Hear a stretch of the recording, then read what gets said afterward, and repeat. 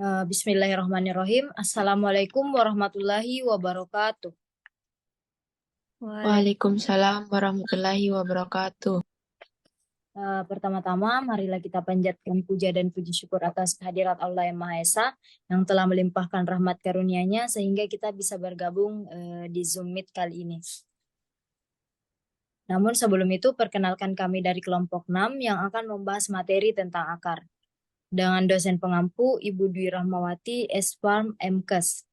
Adapun anggota kelompok kami yaitu yang pertama ada Azizia Syafitri Bahar, Nurjana, Nurfadila Mufti, dan saya sendiri Andirika Rahim sebagai moderator yang akan memandu jalannya diskusi kali ini. Untuk menghargai waktu, marilah kita melangkah ke pemateri pertama yaitu Saudari Nurfadila Mufti. Waktu dan tempat saya persilahkan.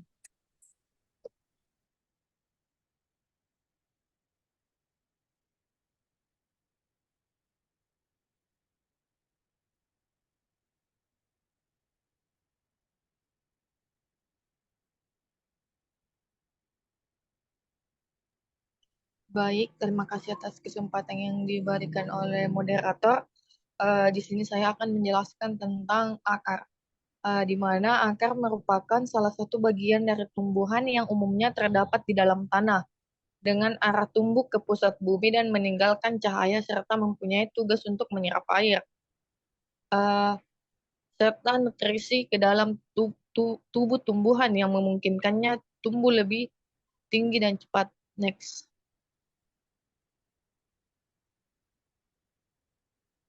Yang kedua, fungsi akar, di mana fungsi akar ini terbagi menjadi 5.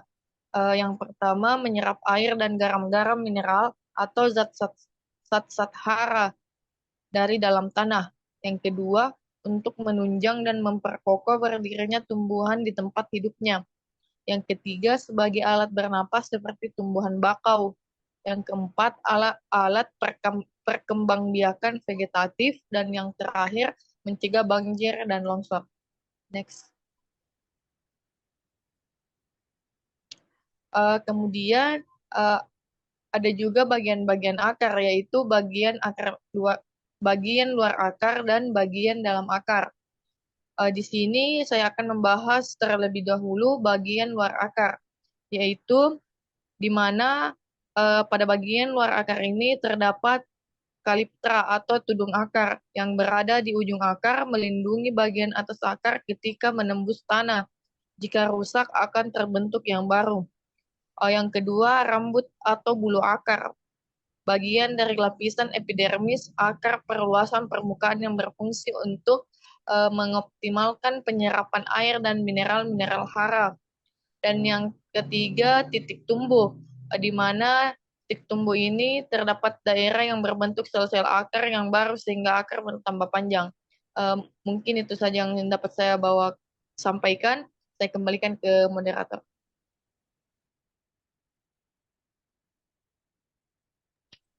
Pada Saudari Nurfadila Mufti, saya ucapkan banyak terima kasih.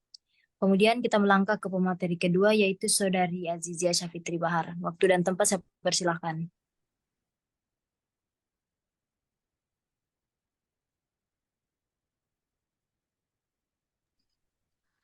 Sebelumnya, terima kasih kepada moderator. Selanjutnya, bagian dalam akar. Yang pertama, epidermis. Bagian terluar akar yang terdiri dari selapis sel berdinding tipis dan tersusun rapat. Yang kedua, konteks.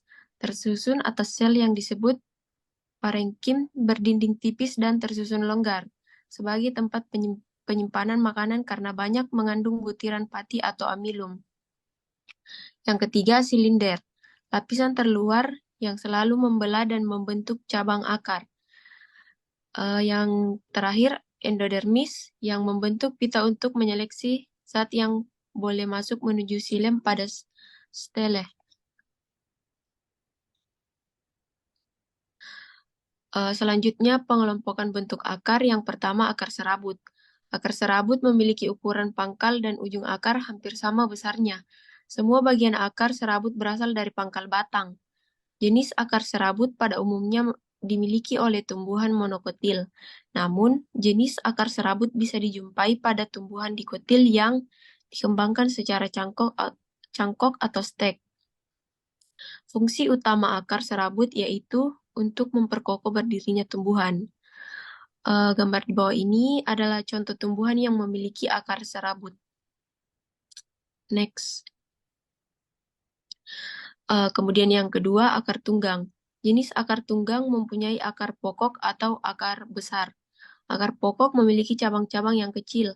Tidak hanya akar pokok dan cabang akar, tapi akar tunggang memiliki bagian rambut akar dan tudung akar. Perbedaan ukuran akar pokok dan cabang akar terlihat jelas. Jenis akar tunggang pada umumnya dimiliki oleh tumbuhan nikotil. Fungsi utama akar ini yaitu untuk menyimpan cadangan makanan. Gambar contoh tumbuhan yang memiliki akar tunggang yaitu wortel, lobak, dan mangga. Terima kasih, saya kembalikan ke moderator.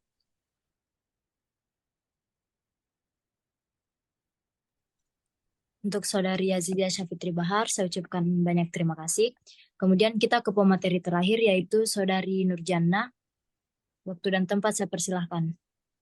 Baik, selanjutnya ada akar gantung, yang dimana akar gantung akan tumbuh panjang menuju ke tanah untuk mencari sumber air dan zat hara. Contohnya yaitu pohon beringin.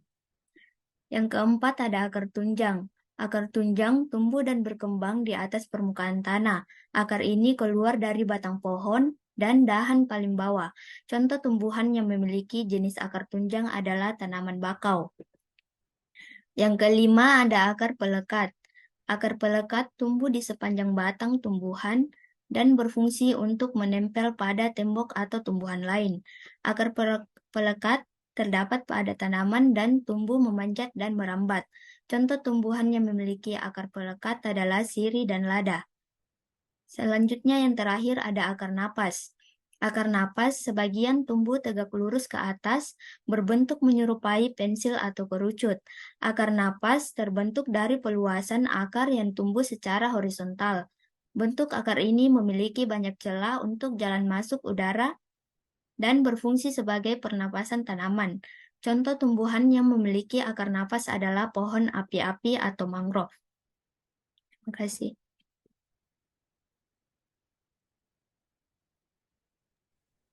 Itulah tadi pembacaan materi dari pemateri terakhir.